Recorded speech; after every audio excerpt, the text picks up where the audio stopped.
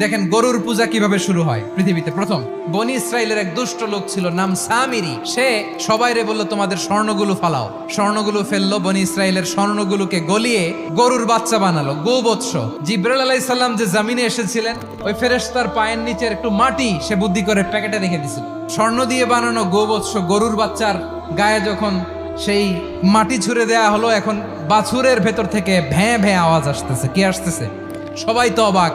সামিরি বলে, আরে তোমরা যে 70 জন দিয়ে মুসা আলাইহিস সালাম রে পাঠাইছো, ওইদিকে এত ঘুরতেছে, আল্লাহরে খুঁজে পায় না। আল্লাহ তো এটার ভিতরে ঢুকছে, নাউজুবিল্লাহ। এটার ভিতরে সেজদা দাও।